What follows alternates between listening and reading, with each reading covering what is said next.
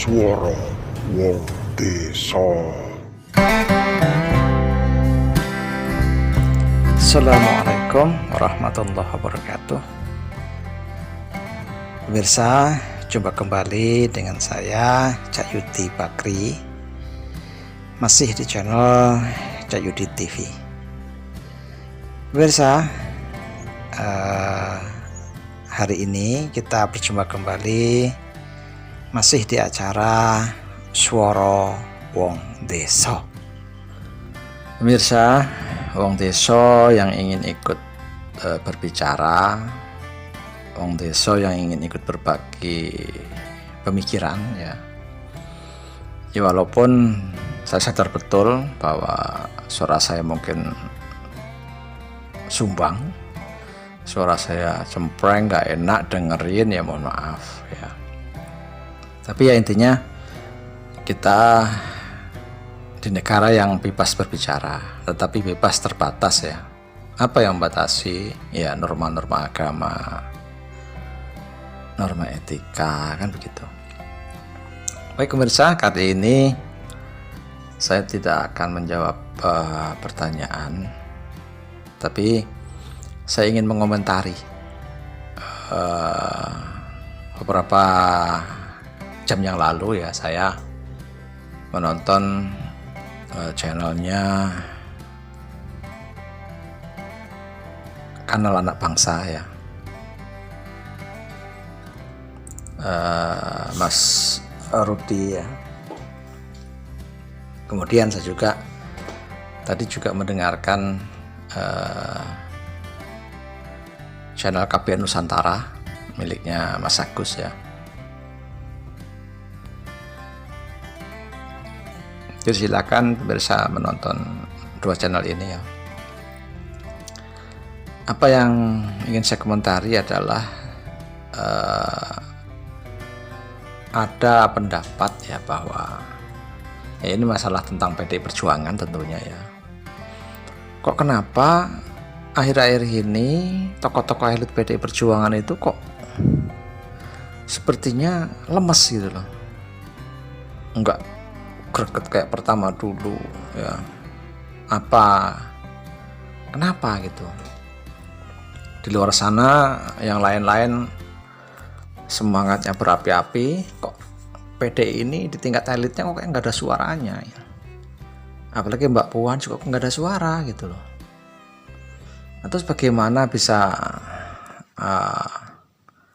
memenangkan Pak Ganjar Mahfud gitu loh kalau caranya seperti itu ya. Padahal kalau kalangan bawah ya itu memang dari semula itu memang sudah semangat ya, semacam relawan Ganjar itu kan banyak, itu memang mereka semangat.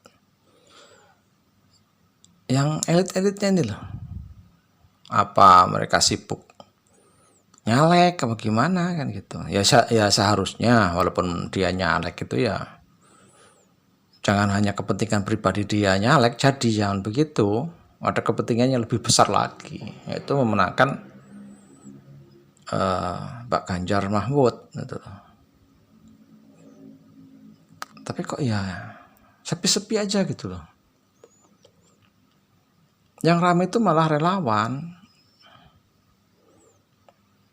Ya kalau saya pribadi sih nggak apa ya, bukan orang PDI, saya juga bukan. Makanya saya di sini ingin berlaku netral ya. Saya tidak mengarahkan Anda untuk milih A, milih si B, tidak.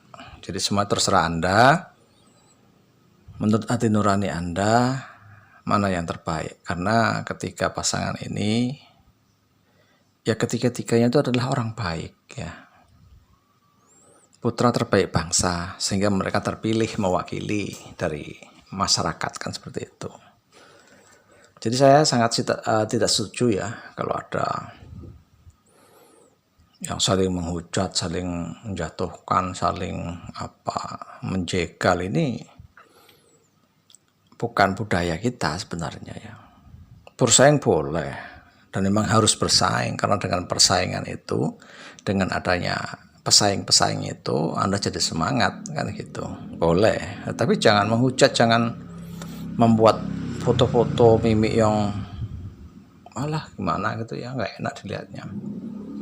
Seperti belum lama kan ada debat cawapres ya. Awalnya semua tuh meremehkan Mas Gibran, tapi begitu acara digelar, panggung dibuka, ya kita bisa melihat ya, ternyata Mas Gibran itu cerdas gitu loh, tidak seperti yang orang-orang bayangkan.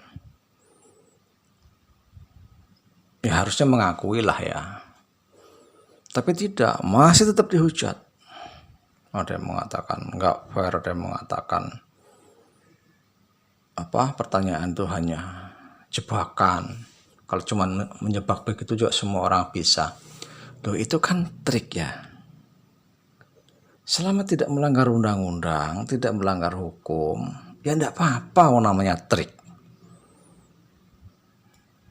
Itu bagaimana cara kita untuk membuat lawan kita itu mati kutu lah istilahnya itu. Di dalam debat kan memang boleh gitu loh.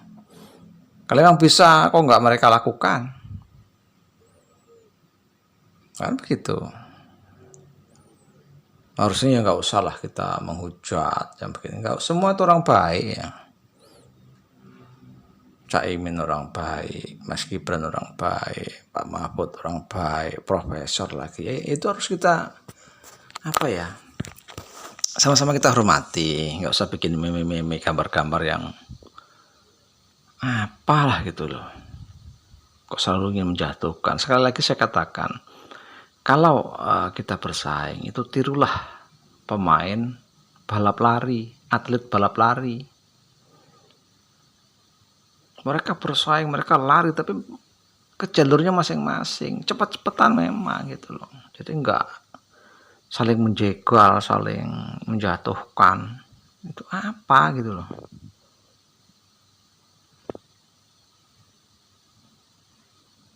Kok sepertinya itu kebenci banget gitu. Ya kalau memang tidak suka, nggak usah dicoblos, kan cukup begitu tuh.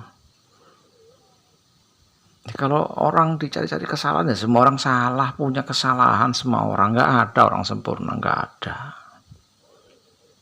Tapi ya intinya selama tidak melanggar undang-undang, tidak melanggar aturan agama, norma-norma, ya nggak masalah kok.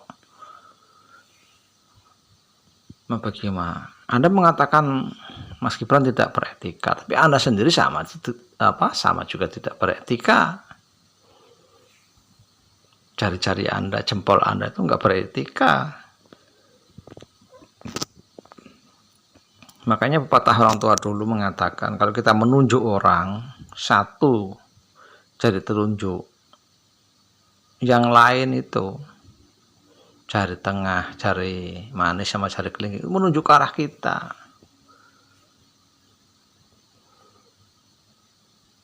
Tiga banding satu. Sama. Kita menunjuk orang tuh satu tunjukan tuh sama dengan menunjuk kita 3 kali. Artinya apa? Kita harus introspeksi diri, ya. Kalau emang itu bukan pilihan kita, ya sudah gitu loh. Boleh berdebat, boleh saling menjatuhkan tuh ketika di panggung debat. Setelah selesai di panggung debat ya sudah. Jangan malah Anda lebih parah gitu loh. Oke, prosedur kita kembali ke tanggapan saya ya tentang PD Perjuangan ini. Ya saya sangat menyayangkan sekali gitu loh. Diibaratkan orang perang, ini lagi dalam medan perang gitu. Medan perang ya, perang dalam tanda kutip ya, perang positif maksudnya. Nah kok malah suara-suara dari elit PDI kok nggak ada gitu loh. Yang ada justru relawan-relawan yang menyambut, yang menggelar acara, memanggil Pak Ganjar di sana, kesana kesini, itu relawan gitu saya lihatnya. Kok elit-elitnya kok nggak ada gitu loh. Kalau awal-awal dulu kayak kenceng banget kok sekarang. Nah ini saya curiga gitu loh. Ya ini mohon maaf ya, kecurigaan kecurigaan wong desa seperti saya, kecurigaan orang yang tidak berpendidikan tinggi ya mungkin kadang ngawur gitu ya. Tapi ya sekali lagi bahwa ini pendapat mungkin gitu ya, cuman kemungkinan. Apa mungkin ini, mohon maaf ya, jangan ada yang tersinggung ya, terutama pihak-pihak dari PDI Perjuangan. Apa mungkin ini adalah strategi? Bagaimana caranya supaya nanti di 14 Februari PDI kalah, yang menang Prabowo dan Bang Anies. Nah, dengan begitu maka akan ada 2 putaran. Nah, putaran kedua PDI Perjuangan nanti bergabung dengan Pak Prabowo.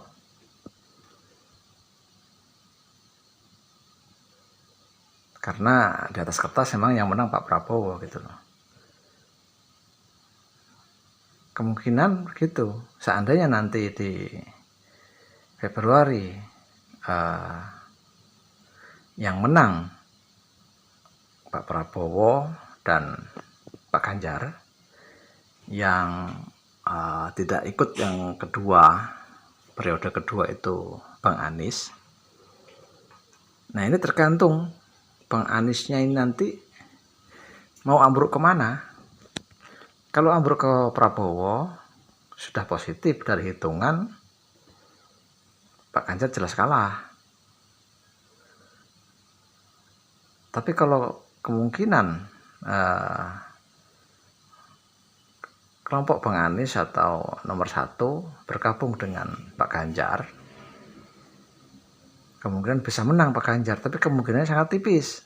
Kenapa? Karena orang-orang yang ada di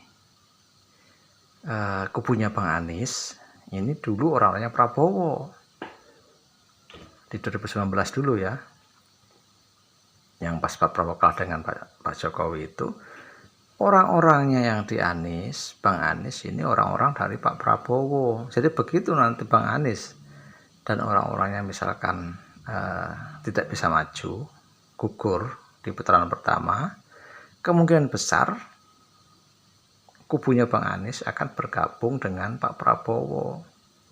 Seandainya itu terjadi, positif, PDI tersingkir dari dunia politik di Indonesia. Mungkin dia akan menjadi oposisi, gitu loh. Tidak akan bergabung dengan pemerintah. Tapi kalau dengan cara sekarang dia ngerem, biar nanti yang nomor 1 ya Bang Anies naik, begitu bertarung nanti di bulan Februari, PDI yang tidak lanjut ke putaran kedua atau istilahnya kalah ya, kalah dalam arti pilihan, nanti yang periode 2 yang maju itu Pak Prabowo dan Anies. Nah, dengan begitu maka PDI Perjuangan bergabung dengan Pak Prabowo itu positif menang, dan kalau menang PDI Perjuangan masih tetap ada di dalam pemerintahan. Dia tidak keluar dan dia tidak menjadi oposisi. Ya ini ya.